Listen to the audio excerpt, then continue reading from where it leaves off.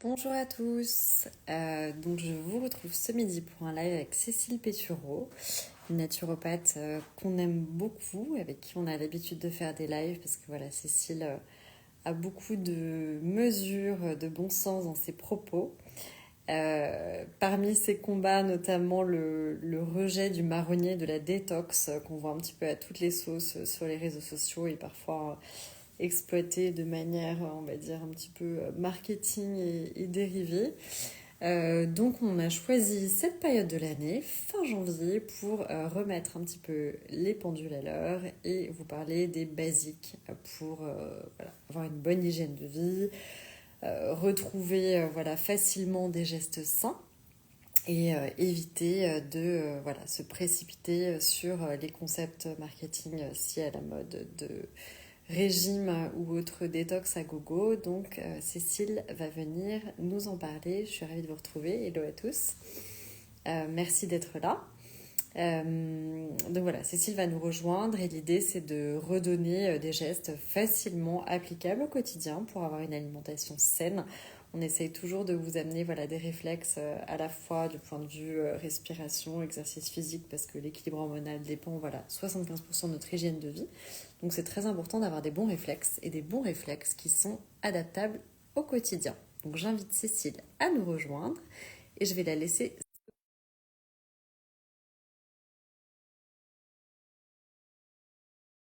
de milliers. Oui, il y aura un replay, on repose toujours les replays. Voilà, à la marque dédiée à l'équilibre hormonal féminin. Donc, est-ce que ça a fonctionné? Oui, C'est c'est bon. Cécile est arrivée. Salut Bonjour, Cécile, comment ça très va? bien et toi? Ça va, écoute, la fin d'année, la fin de premier mois de l'année, pardon, plutôt. C'est la période où on va enfin sortir un peu le nez du guidon et essayer d'appliquer les bonnes résolutions. Bah, je suis ravie de te retrouver parce que je sais que toi, tu as un peu une lutte aussi contre toutes ces résolutions de début d'année où on a tendance à mettre dans la même case les régimes, les détox et tous ces concepts un peu marketing à gogo. Je suis assez d'accord avec toi. Donc, je te laisse te présenter et voilà, je serais ravie. L'idée, c'est de remontrer un petit peu les basiques et surtout comment on adopte les bons réflexes. Toi, je sais que tu fais aussi des formations en entreprise, voilà, pour améliorer la productivité, donner des bons réflexes facilement applicables pour avoir plus d'énergie, une meilleure hygiène de vie au quotidien. Et on gère pas son énergie de la même manière au cœur de l'hiver qu'au cœur de l'été. Donc voilà, je vais te laisser nous parler de tout ça. Ok. Donc je m'appelle Cécile, donc je suis naturopathe, mais je pense que tu l'as dit. Effectivement, j'interviens dans le cadre de consultations individuelles en cabinet et au sein de l'Institut Raphaël, qui est un centre de médecine Génial. intégrative qui accompagne les patients et leurs aidants pendant et après le cancer. Et j'interviens effectivement aussi en entreprise dans le cadre du bien-être, de la qualité de vie au travail, plus globalement la prévention santé pour effectivement donner des outils très pratico-pratiques pour globalement optimiser son capital santé. Voilà, très succinctement. Et alors, tu me disais que effectivement, toi, t'en avais marre de voir, moi je suis un peu pareil, toutes ces détox à gogo. Alors, la détox en soi n'est pas un concept ridicule pour remettre les choses à plat. Le foie est l'organe le plus important du corps. Donc, c'est-à-dire de toujours faire attention à ménager son foie. Après les fêtes, on a pu un peu le sursolliciter. Les fêtes, c'est quand même le summum, je ne sais pas si tu le savais, mais c'est le moment de l'année où il y a le plus d'infarctus, de problèmes cardiovasculaires et autres parce qu'il y a un mix de stress. Les regroupements familiaux peuvent aussi être liés au stress. Ça peut être une période de stress pour des personnes de l'année. Il y a tout d'un coup aussi cette un peu overdose d'alimentation riche. Il y a l'alcool, il y a la sédentarité. Enfin, il y a beaucoup de choses qui se mêlent à cette période de l'année. Et donc, moi, je dis toujours, attention, le foie, c'est l'organe central, notamment au niveau des hormones, donc il faut veiller à le préserver, l'alimentation amère, etc. Mais alors, le coup de la détox, de 2 fois par an, je me déculpabilise dans un grand coup de détox et puis tout est fini, ça n'existe pas. Et voilà, Cécile va nous remettre un petit peu les pendules à l'heure, sur les bons réflexes à adopter. Et on va faire très attention quand on est fragile, je tiens toujours à le préciser, l'hiver n'est pas la meilleure période non plus pour les détox. Et il faut savoir surveiller certains signaux de son corps pour savoir quand est-ce qu'on est prêt, apte à le faire ou pas, ou comment on peut commencer à détoxifier doucement son organisme. Il y a d'autres moyens que des détox qui peuvent être très fortes et trop stimulantes pour Absolument. l'organisme. Et c'est vrai que, alors, la détox, elle est, un terme un peu marketing assez... Enfin, ça ne l'était pas au départ, mais c'est devenu effectivement un terme marketing assez galvaudé. Et c'est vrai que quand j'ai proposé, quand je t'ai proposé qu'on fasse cela, c'était pour pouvoir euh, vraiment mettre un focus sur ce qu'on peut faire au quotidien qui sera beaucoup plus efficace qu'une cure lambda sur une période très définie. Et puis c'est aussi revenir à du bon sens, et c'est ce que tu disais, on est en plein hiver, on a alors la semaine qui vient de s'écouler et qui se présage est assez douce, mais globalement on a froid, on a besoin de réconfort, de Il a plage. C'est pas du tout le moment, en fait physiologiquement parlant, de se mettre effectivement dans un contexte de détox qui, au-delà de ce qu'on peut effectivement voir sur les réseaux ou dans les médias, est en fait une modification globale de son hygiène de vie sur plusieurs semaines. Donc c'est effectivement pas juste 3 jours de jus vert ou de diète aux légumes. Ceci étant dit, en préparant ce live, je me suis dit que, bon, comme à chaque fois, j'avais plein de choses à dire sur des basiques sur lesquels je reviens assez systématiquement finalement en consultation. J'en ai sélectionné 4 pour être synthétique et efficace. Je reconnais ton côté carré. Absolument. Donc le premier c'est l'exposition à la lumière naturelle du jour. Alors c'est tout bête, c'est vraiment hyper basique, mais je le vois trop souvent et justement en plein hiver, c'est ces personnes, ces clientes qui effectivement, compte tenu de contraintes de temps, d'horaire de travail, n'arrivent pas à s'exposer suffisamment à la lumière naturelle du jour, tout simplement parce qu'on peut se lever alors qu'il fait déjà nuit, rentrer alors qu'il fait déjà nuit aussi. Enfin alors encore nuit quand on se lève et déjà nuit quand on Alors, revient. c'est là où c'est hyper important. Tu vois, nous, on le fait. Bon, chez Milly est petit et tout, mais voilà, le midi, par exemple, bah, juste après le live, on se force à faire, on déjeune et après on se fait une demi-heure ou trois quarts d'heure de marche. Bon, nous, on a de la chance, il fait beau dans le sud, si ça simplifie, mais vraiment, juste pour prendre la lumière, parce qu'en plus, à midi, c'est là où tu as le plus de lumière en hiver. Et moi, je dis tout le temps aux filles, enfin, autour de moi, mais sortez le midi en hiver, c'est Ouais, indispensable. c'est ça. Pour avoir Et la donc lumière. c'est indispensable pour 2 raisons. La première, c'est que ça va synchroniser ton horloge biologique. C'est tout simple, mais en fait, le fonctionnement, il est assez binaire. C'est obscurité, on synthétise de la mélatonine, qui est l'hormone du sommeil.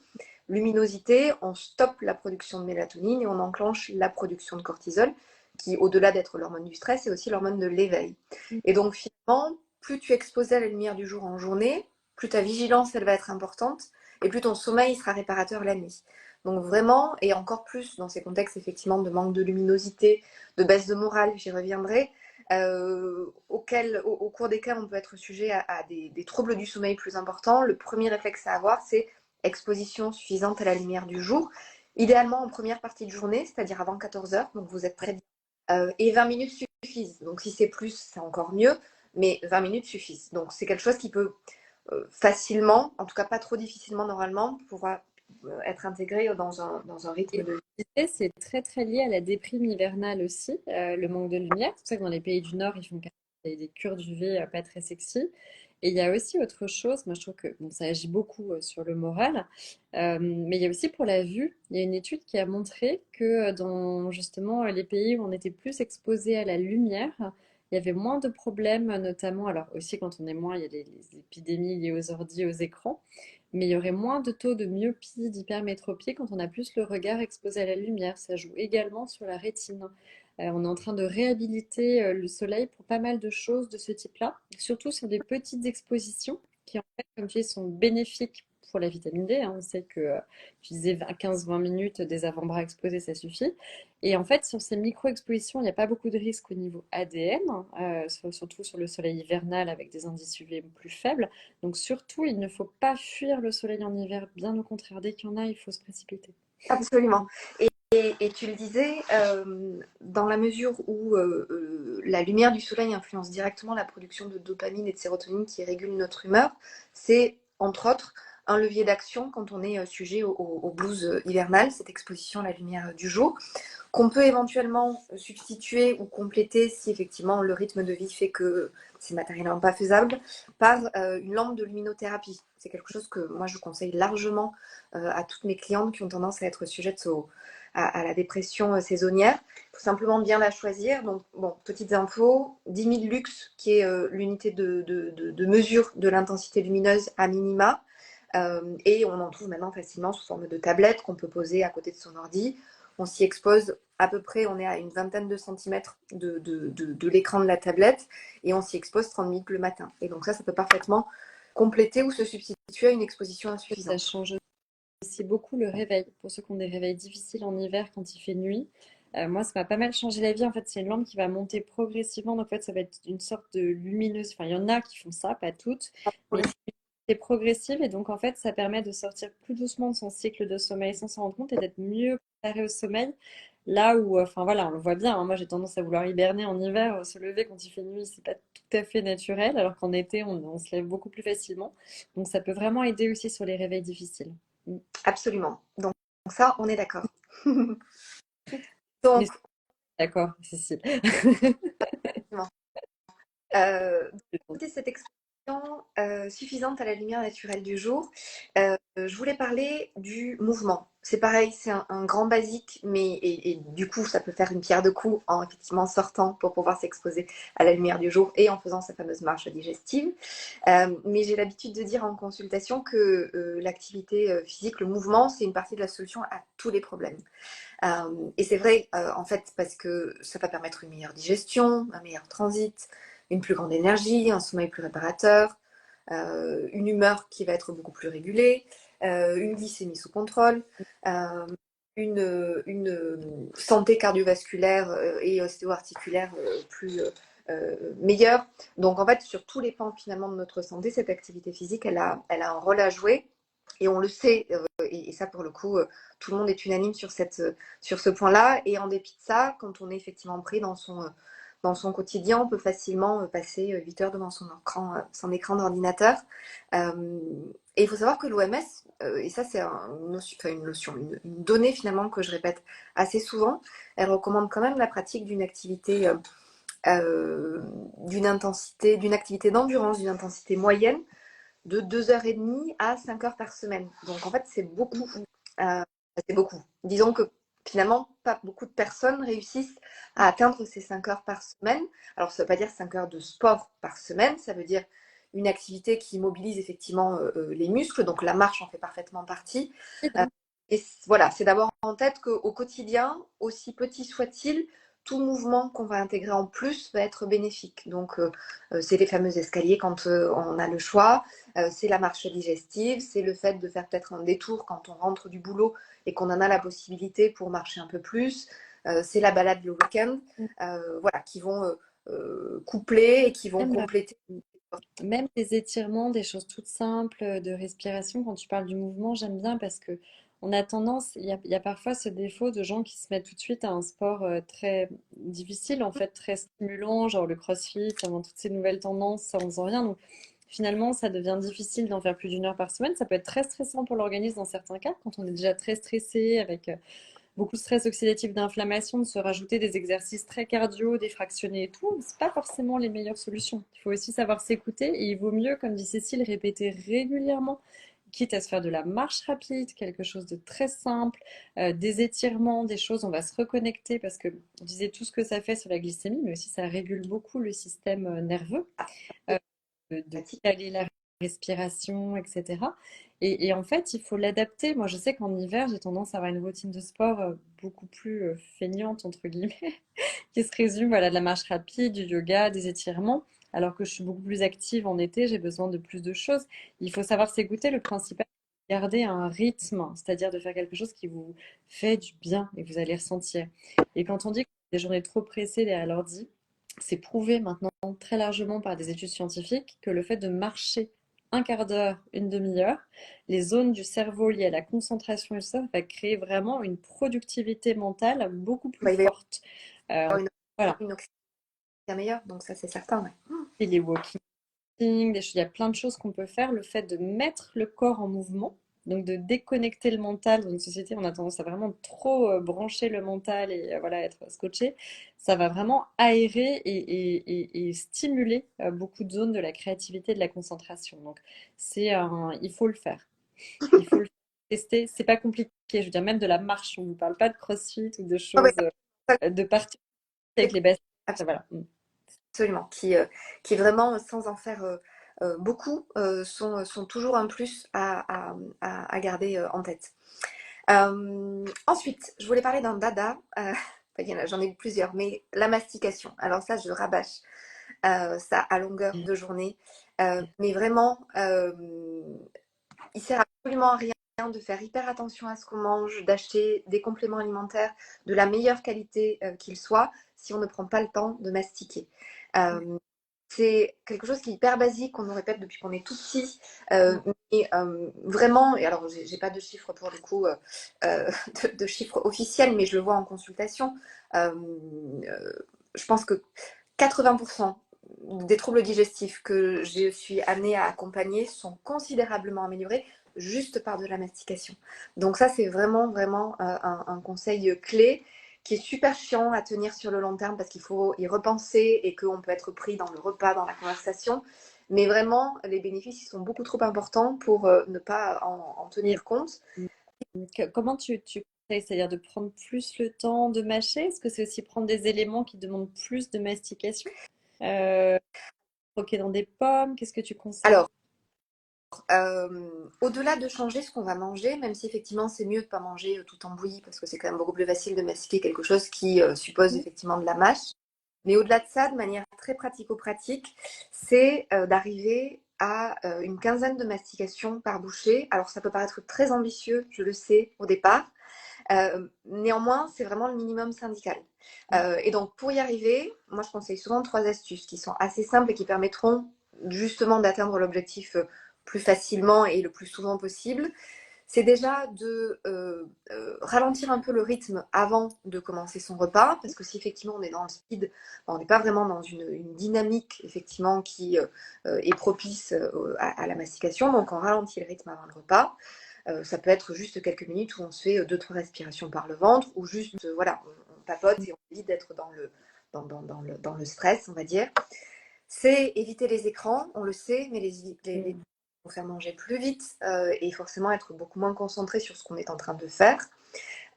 Et enfin, c'est pareil, c'est extrêmement basique, mais n'empêche que c'est très efficace. C'est le fait de poser sa fourchette entre chaque bouchée et d'attendre d'avoir terminé sa bouchée avant de reprendre ses couverts. Je peux vous assurer que si effectivement vous mettez en place ces 3 astuces toutes bêtes, vous allez assurément manger beaucoup moins rapidement et avoir plus de facilité à prendre le temps de mastiquer. Est-ce Voilà. que tu as testé? J'avais entendu parler d'une Libre. fourchette qui vibrait. Ouais, c'est ça? Ça marche, ça? Alors C'est bien? écoute, j'ai jamais testé. J'ai été amenée effectivement à la recommander à des clientes qui, voilà, voyaient pas comment elles allaient réussir à mastiquer suffisamment. Et finalement, tu vois, avec ces conseils-là de bon sens, elles ont réussi à ralentir le rythme. Et donc, du coup, elles n'ont pas eu besoin d'investir dans la fourchette, qui a quand même un petit côté, alors bon, sadomaso, mais en tout cas un peu punitif, quoi, parce que effectivement, ça te rappelle à l'ordre. Bon, je suis pas sûre que un repas qui est censé être un moment de plaisir, ce soit vraiment quelque chose d'adapté sur le long Non, terme. mais comme tu dis, moi j'avais entendu aussi, d'ailleurs, je crois que la structure de nos dents change, même nos molaires et tout. J'ai entendu des dentistes dire ça, qu'on faisait aussi parfois plus de tartre à cause de ça, parce qu'on était quand même habitué, enfin encore quand on voit la macro, la vision un peu macro, on était habitué à solliciter plus les dents pour mâcher, mastiquer hein, dans l'alimentation traditionnelle. Et par exemple, aujourd'hui, même les compotes pour enfants, tu sais, qu'on gobe comme ça, tous ces trucs à gober, parce que c'est pratique à emporter. Ils disent, bah oui, mais c'est pas bon ni sur l'index glycémique, ni sur les fibres, ni sur plein de choses, parce qu'en fait, effectivement, il y a la salivation qui va compter, la décomposition enzymatique, le temps qu'on va prendre. Et finalement, il n'y a pas non plus ce même sentiment de satiété avec ce mélange de textures. Par exemple, souvent, quand on mange que des choses, je sais par exemple mousse au chocolat, des trucs, mais qu'il n'y a pas de mélange de texture avec un peu de croquant et qu'on décide des choses, voilà, purée, mousse au chocolat, puis des choses assez molles hein, finalement, ça peut aussi faire manger plus rapidement et avoir un sentiment de satiété qui arrive un peu plus tard en fait. On a le temps d'avaler plus de choses. Absolument. Typiquement, tu vois, l'exemple de l'hiver où on prend pas mal de soupe. Alors, why not la soupe, mais effectivement, il n'y a pas grand-chose à mastiquer. Donc moi, systématiquement, je conseille que, alors, on n'est pas censé manger juste une soupe déjà, et qu'effectivement, soit on y intègre des morceaux, soit on prend vraiment garde à l'accompagner d'une source de protéines, de féculents ou de crudités en entrée qui permettent effectivement cette mastication. Et tu fais très bien de rappeler l'influence sur la satiété, parce que grosso modo, à partir des premières bouchées, il faut une vingtaine de minutes au cerveau pour que l'information de satiété lui parvienne. Donc si effectivement on mange très vite et qu'on gobe en moins de 20 minutes notre repas, il y a de grandes chances que la faim revienne très rapidement, qu'on soit du coup amené à grignoter davantage et que ce grignotage, il entretienne éventuellement des troubles digestifs, une glycémie qu'on a du mal à garder sous contrôle, des coups de fatigue, une difficulté à garder un poids de forme. Donc voilà, finalement, d'une simple mastication découle plein de choses, en positif ou en négatif. Et on parle beaucoup, et j'en parle à longueur de journée, d'inflammation de bas grade, d'inflammation intestinale. Il faut savoir que vraiment la première source d'inflammation digestive, c'est le manque de mastication. Donc, encore une fois, c'est vraiment, vraiment essentiel. Voilà. Et moi, et juste un petit aparté là-dessus, le verre d'eau entre quand on patiente un peu de boire pendant les repas, toi tu conseilles ou pas? Parce qu'il y a des gens qui me disent ça en même temps, on sait que c'est pas très conseillé niveau ballonnement ou autre, parce que ça peut faire un peu fermenter dans l'estomac, et en même temps c'est aussi un coup de faim qui permet de patienter. Donc s'il y a un Alors entre-deux, en fait, tout dépend de la qualité de la digestion. Si effectivement il y a une digestion qui est très compliquée, la prise d'eau pendant les repas, alors c'est pas qu'elle va créer des ballonnements, c'est qu'elle risque, enfin, alors pas directement, mais disons qu'elle risque de diluer les enzymes digestives et donc du coup de ralentir la digestion, ce qui peut effectivement à terme se manifester par un excès de fermentation. Donc quand il y a une digestion qui est effectivement très compliquée, en tout cas sur les 15 premiers jours moi, de suivi, je vais conseiller effectivement une prise d'eau plutôt entre les repas quand il n'y a pas de troubles digestifs et que la seule problématique, c'est qu'effectivement, on a tendance à manger trop vite, à ce moment-là, prendre 1 à 2 verres d'eau pendant les repas ne me paraît pas problématique. C'est vraiment à ajuster en fonction de la sensibilité digestive. Voilà. Mais ce sera qui agit sur la soupe en disant, et les croûtons, c'est très bien aussi, hein, les petits croûtons à l'ail, ça vous fait une source de féculents, et avec de l'ail en plus en hiver, c'est pas mal, frotter à l'ail. bien rajouter des petites graines de courge, des oléagineux pour effectivement intégrer de la mâche. Des petits bouts de marron, des choses comme ça. Il y a plein de choses à faire de sympa pour rendre les soupes un peu plus sexy. Mmh. Et je suis d'accord. Ok, donc on a vu la lumière, le mouvement, la mastication. Et Quel est ton... Et donc le dernier, et je voulais terminer sur, pour le coup, exclusivement alimentaire, les oméga 3. Les oméga 3, et je sais que vous en parlez beaucoup, mais ça c'est pareil, ça fait partie de mes dadas. Deux raisons pour lesquelles ces oméga 3, ils sont absolument essentiels. La première, c'est que justement, ce sont des acides gras qu'on appelle essentiels, c'est-à-dire que le corps ne peut pas les produire lui-même. Et que donc si on ne les apporte pas dans l'alimentation, ou par une bonne complémentation, j'y viendrai, il y a forcément un manque. La deuxième raison, c'est que ces oméga 3, ils sont absolument incontournables pour le bon fonctionnement de l'organisme. Donc, c'est un peu comme pour l'activité physique, alors à quelques différences près.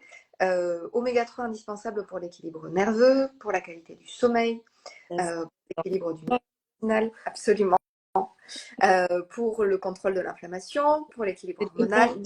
2 ans et demi qu'on travaille sur un projet de super oméga 3 qu'on voulait faire différemment et qui va enfin voir le jour dans quelques mois. C'est mon ambition, parce que les acides gras, on voulait le travailler différemment, mais c'est effectivement un super indispensable de la micronutrition. Et il faut réduire le gras, c'est hyper important, d'autant plus en vieillissant.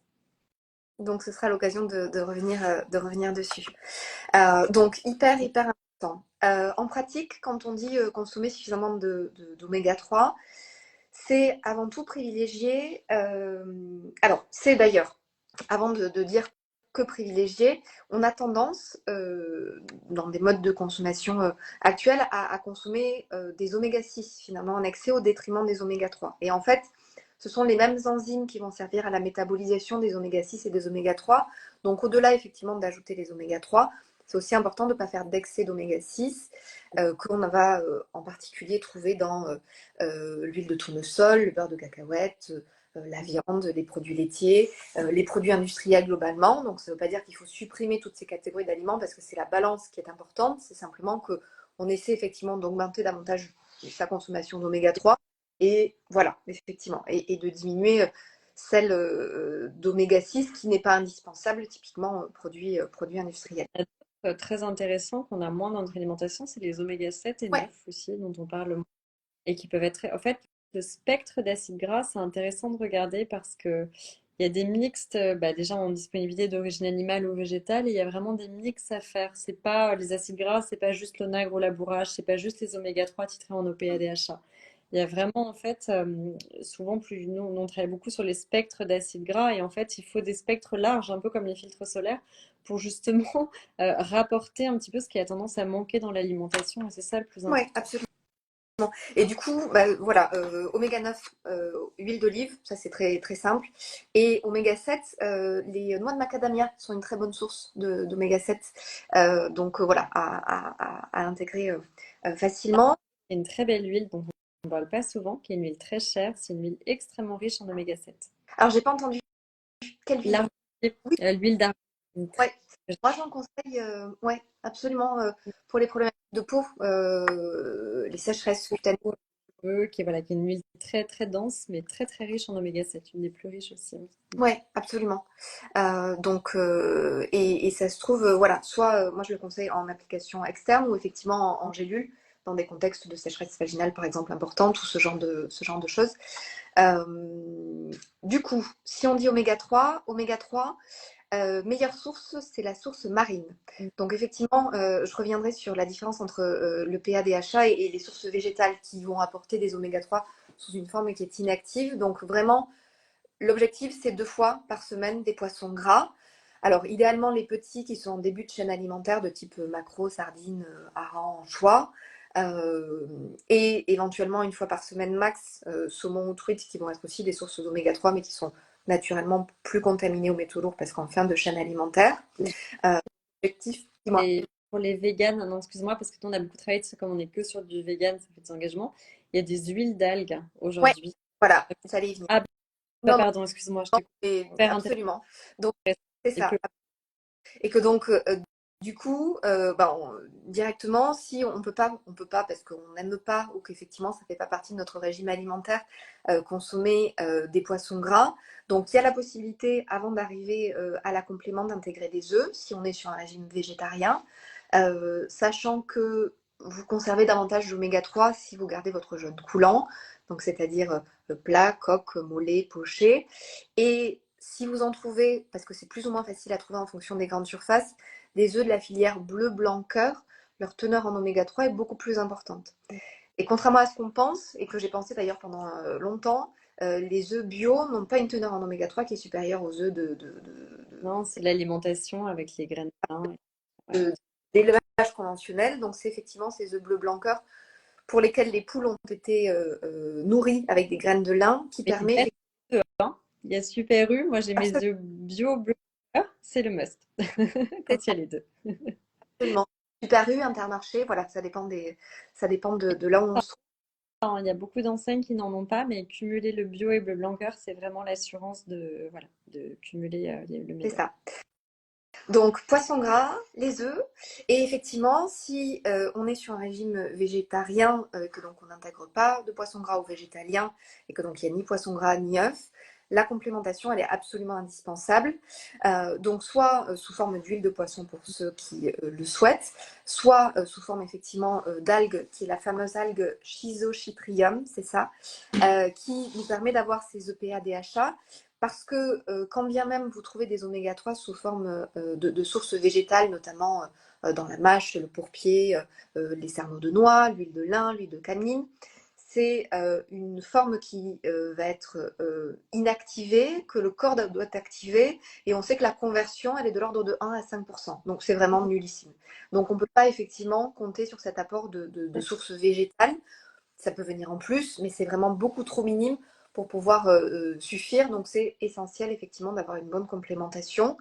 Et puis j'imagine que vous en parlerez quand ce sera le moment, d'être attentif à la qualité des oméga 3, qu'ils ne soient pas oxydés, qu'ils soient label EPAX, avec un indice de Totox qui soit effectivement bas. Voilà, de se faire en tout cas bien conseiller pour être sûr de prendre quelque chose qui va être vraiment actif et Mais ça joue beaucoup. Ouais, c'est ce que tu disais, il y a le titrage en EPA DHA qui est hyper important. C'est pas la même chose que titré en oméga 3 ou riche en oméga 3 ou source d'oméga 3, on n'est pas du tout sur les mêmes niveaux. Donc méfiez-vous aussi des sémantiques. Et il n'y a qu'à partir d'un certain titrage en EPA-DHA qu'on a ces effets protecteurs sur le cardiovasculaire, mais aussi sur la sécheresse aqueuse, potentiellement chez certaines personnes, pas tout le monde, sur l'humeur. Ouais, Donc ça a vraiment un rôle très transversal. absolument. Donc on a hâte de voir les oméga 3 de chemisier du coup. Attends, je croise les doigts parce que ça fait 2 ans et demi que je suis dessus, donc normalement on est bien parti, mais voilà. J'avais une petite question je rebondis, que j'ai notée pendant que tu parlais des oméga 3. Il y a cette fameuse mode du vinaigre de cidre. Bon, moi je suis un petit peu partagée là-dessus. Vinaigre de cidre avant chaque repas. Je sais pas ce que tu en penses, mais alors le vinaigre de cidre, c'est très bien. Le vinaigre de cidre non filtré avec sa mère, on sait que ça a des probiotiques, c'est basifiant, enfin il y a beaucoup de choses intéressantes. Attention, ça reste un acide, enfin un vinaigre, ça peut abîmer les dents. Enfin, pour moi, je suis contre l'utilisation quotidienne systématique. Je trouve que faire de temps en temps, le matin, assaisonner ses salades de vinaigre de cidre, c'est très bien. Prendre du vinaigre de cidre avant chaque repas, pour moi, c'est pas forcément l'idéal. Qu'est-ce que tu en penses, toi? Alors, mon avis, c'est un peu comme l'eau pendant les repas, c'est que ça va être adapté à la Ouais. personne. Moi, alors, déjà, je ne le recommande que sous forme de cure, donc jamais effectivement en continu. Quand il y a une prise, y compris sous forme de cure, et donc sur plusieurs jours, plusieurs semaines, c'est un peu ridicule, mais je demande effectivement que ce soit pris à la paille pour justement Et préserver l'émail des ouais, dents. Euh, et puis ensuite, voilà, c'est adapté à la personne. C'est-à-dire que, tu vois, typiquement sur une problématique d'hypochloridrie, donc de production d'acide chlorhydrique insuffisante, le vinaigre de cidre il peut être intéressant. Dans un contexte de résistance à l'insuline ou effectivement de prévention du diabète, le vinaigre de cidre peut être intéressant. Mais ça vient toujours en plus du reste et c'est surtout adapté effectivement au fonctionnement de l'organisme de chacun. Et que donc si effectivement il y a une tendance aux brûlures d'estomac par exemple, ou si on est dans le cas voilà, de lésions, on va éviter d'utiliser ce genre d'outils. Euh, et et je suis enfin, alors, disons que c'est un peu comme la détox, c'est quelque chose qui a été très démocratisé, dont on parle et qu'on on met un peu à toutes les sauces, alors que ça a effectivement au départ de réelles vertus, mais qu'il ne faut pas non plus, on va dire, mais c'est grossir. pour, hein. Moi, je le dis même pour les compléments alimentaires. Si un complément alimentaire marche comme le vinaigre de cidre, on a besoin, on se rend compte qu'on donc soit en état d'hypochloridrie, comme tu disais, soit on peut avoir des soucis digestifs ou d'insuline. On peut très bien faire pendant 2, 3 semaines, tester un petit peu le matin, le faire.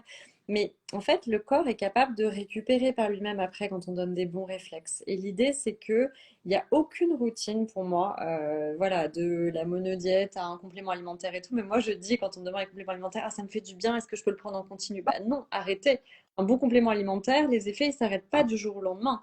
C'est ça. Sinon, c'est quoi? Ou c'est une béquille. Et donc, arrêtez et voyez au bout de combien de temps les symptômes reprennent. On ne doit pas mettre l'organisme sous perfusion. Donc, l'idée, c'est vraiment d'avoir une bonne base, de manger varié, équilibré, on ne répétera jamais assez, le mouvement, tous les conseils que vient de donner Cécile.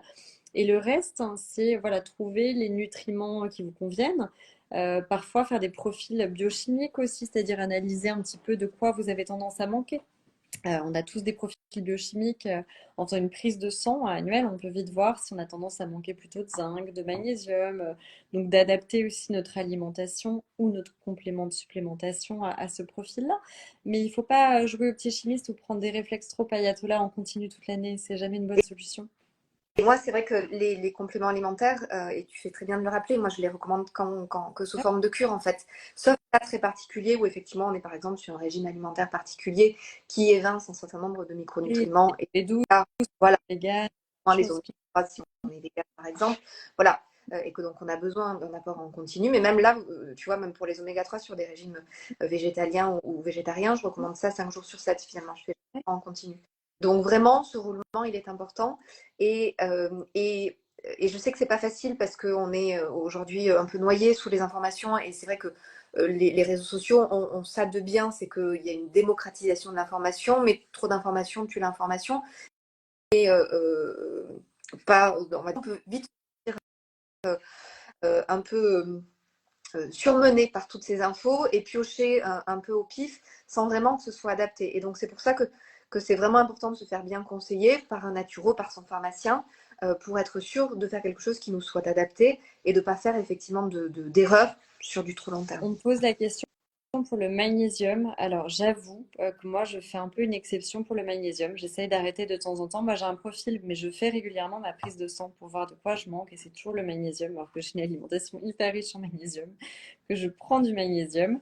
Et voilà. Et je dis, bah, parfois, le magnésium, ça peut se prendre quand même plus au long cours. Il faut marquer des pauses aussi. Il faut varier les formes. C'est très important, plutôt les formes en hâte aussi, bisglycinate, malate, citrate. Mais vérifiez quand même en prenant une prise de sang et autres de quoi vous manquez parce que par exemple, il y a beaucoup de minéraux qui sont très pro-inflammatoires. Le fer, tout le monde n'en manque pas. Il faut vraiment vérifier qu'on en manque. Si on en prend trop, c'est pas bon. Le magnésium, il y a quand même beaucoup plus de monde qui sont un petit peu carencés. En plus, il va fuir avec le stress, il va fuir avec la consommation d'alcool et beaucoup de choses. Mais il vaut mieux vérifier par une prise de sang. Absolument. Alors pour le magnésium, pour le coup, alors pour ça, je fais faire aussi des cures. Et ça peut être, voilà, 3 mois, on s'arrête une semaine et on reprend. Et comme tu le dis, l'élimination urinaire, elle est accrue parce qu'elle est accrue sous l'effet du stress et que je connais pas de personne qui soit vraiment hyper relaxe dans sa vie. Mais c'est important, et ça c'est une erreur qui est faite souvent. La prise de sang, le dosage sanguin de magnésium, il n'a pas de sens en fait. Ah oui. Parce qu'il identifie effectivement le magnésium sanguin, alors que celui qui nous intéresse, c'est celui qui est au sein des cellules. Donc quand bien même... Les bilans sanguins. Tu sais, le fameux test HTMA des cheveux, tu le Ah vois ça aussi. oui, mais voilà, mais pas au niveau sanguin. Disons que si tu fais Ok. dosage sanguin de magnésium, Moi, quel j'avais un que soit le... résultat, tu vois. Ouais. Tu as les mêmes résultats? À peu près sur Bon, le magnésium. bon Les bah bilans. donc ça veut il est effectivement, tu t'en manques au niveau cellulaire aussi, mais à moins qu'effectivement ce soit couplé par un autre bilan, et notamment test des cheveux, seulement le dosage sanguin ne permet pas d'avoir un résultat qui soit crédible, parce que la majeure partie du magnésium, elle est intracellulaire. Et Oui. ça, on ne peut pas effectivement la mesurer, cette concentration avec un dosage sanguin. Pour le coup, moi, le magnésium, c'est la seule chose que je fasse pas, que je conseille pas de faire doser par un bilan sanguin. D'accord. Voilà. Et même les bilans urinaires sur le Pareil. pareil, hein, Euh, c'est pas. ouais, vraiment. Et puis alors pour le coup, ça c'est vrai que moi je peux être amenée assez régulièrement à demander des dosages sanguins pour justement s'assurer qu'il n'y a pas de carence. Mais le magnésium, c'est quelque chose que je fais absolument jamais doser et pour lequel je fais effectivement le style de vie, des signes de tressautement de paupières, de crampes, Oui. voilà, ce Bah, genre de choses. quand je fais des cures, je vois après, on apprend à repérer. Ça veut dire que très vite, quand j'arrête ma cure de magnésium, je vais recommencer à avoir des crampes nocturnes, la paupière qui tressaille, des signes d'irritabilité. Donc voilà, je vois très vite que ça peut être ça aussi. Mais tu vois, je savais pas pour le dosage sanguin. Tu m'apprends quelque chose. Ouais. Dosage sanguin, pour le coup, inutile pour le magnésium. Ok. Bon, bah écoute, hyper intéressant comme d'habitude. Donc voilà, faire des pauses de quelques jours et puis repérer les signes. En fait, c'est comme les hormones, il y a beaucoup de dosages hormonaux qui sont extrêmement difficiles. On a fait tout un article là-dessus sur notre blog. C'est très compliqué de doser les hormones et surtout en période de périménopause, mais même à d'autres périodes, c'est très fluctuant. Et aujourd'hui, les dosages salivaires qui sont les plus fiables. Et encore, il faut voilà, en faire plusieurs. Les dosages sanguins ne disent pas grand-chose. Les niveaux d'hormones, c'est on passe à côté de beaucoup de choses. Donc le principal, c'est quand même voilà, de réintégrer une bonne hygiène de vie, puis d'être à l'écoute de certains signaux. Vous verrez ce qui revient. Euh, on a toujours un peu, voilà, quelqu'un qui est anémié, il va vite s'en rendre compte aussi par des signaux. On dit voilà la pâleur, l'état des selles, etc. Le magnésium, on a cité quelques symptômes. Ça, c'est quand même presque le plus fiable finalement, cette observation des symptômes. Le test des cheveux. Alors, je parlais du test HTMA, on a parlé il y a peu, qui est un test assez fiable, je trouve, et assez abordable, même s'il n'est pas remboursé pour doser voilà, des choses comme ça peut être la concentration en métaux lourds, le dosage de certains justement minéraux et nutriments dans l'organisme. Enfin, là, ça rejoint pas mal de choses pour donner des indications sur là où est-ce qu'il faut qu'on agisse. Ouais. Je sais pas ce que tu... J'en pense que je le connais effectivement, mais c'est vrai que pour l'instant, j'ai fait le choix sauf cas extrêmement particulier, de ne pas recommander de tests qui soient pas, voilà, pas remboursés parce que c'est un coût qui s'ajoute à, de la consultation, de la complémentation. Donc effectivement, pour le coup, moi, c'est quelque chose que j'utilise pas, mais effectivement, que je connais. Et c'est l'occasion de rappeler que que déjà, avant de faire des tests divers et variés, c'est de s'intéresser effectivement à son hygiène de vie, à son hygiène alimentaire. Que quand on veut effectivement faire un test particulier, c'est encore une fois d'être accompagné, parce que typiquement ce test-là, tous les professionnels de la santé ne sont pas formés à leur interprétation. La personne qui le fait et qui ne connaît rien n'est pas non plus formée à son interprétation. Et donc, c'est dommage du coup de dépenser pas mal d'argent sur un test qu'on ne va pas pouvoir utiliser à la hauteur Il y en effectivement a de... qui le vendent avec l'interprétation. Parfait, voilà. Voilà. L'idée, c'est de le faire dans ce contexte-là pour être sûr d'optimiser au maximum l'investissement on a, Et on a fait. d'accord avec toi que le principal, c'est pas de faire plein de tests. Moi, j'ai fait par curiosité depuis que je travaille pas mieux pour voir un peu, et puis j'ai entendu beaucoup de choses, on enquête beaucoup là-dessus. Mais le principal, c'est vraiment l'observation des symptômes et l'hygiène de vie. Moi, j'entends des choses qui me choquent parfois avec des gens qui sont très sportifs, qui n'ont pas tendance à grossir. Donc, ils disent, bah, moi, je mange ce que je veux, je grossis pas, je suis en forme. Bah, en fait, non, ça n'aboutit jamais à rien. C'est pas parce qu'on grossit pas qu'on absorbe bien les aliments et qu'il faut pas, enfin, on le paiera forcément un jour. Donc, le principal, voilà, trouver, comme disait Cécile, c'est basique, qui s'applique à tout le monde, hein. Il n'y a pas de good jeans et bad jeans. Ça nuira à personne et ça fera du bien à tout le monde. Donc, on reste au même niveau, peu importe qui a tendance à prendre du poids ou pas, et qui a tendance à avoir une bonne mine ou pas. C'est vraiment des choses qu'il faut intégrer dans son hygiène de vie. Est-ce que tu as un petit mot de la fin à nous dire ou quelque chose? Ou sinon, ben, on va laisser tout le monde intégrer ces bons réflexes. Ça, je pense que récapituler, donc on a dit exposition à la lumière naturelle du jour, idéalement en première partie de journée, une vingtaine de minutes. On a dit intégrer du mouvement au quotidien, l'importance de la mastication et la consommation d'oméga 3. Voilà, c'est déjà 4 basiques qui sont hyper importants et qui vaudront toutes les détox du monde. Donc vous avez compris, il n'y a plus d'excuses. En plus, c'est assez simple à appliquer. Je te remercie pour ça. C'est ce côté toujours pragmatique. N'hésitez pas à poser vos questions. Merci encore, Cécile, d'avoir partagé voilà, avec beaucoup de bon sens et de connaissances. Voilà, tout ça. C'est toujours un plaisir de faire un live avec toi. Et puis, bah, on répondra avec plaisir à toutes vos questions, bien sûr. Absolument. À très bientôt. Salut, Cécile.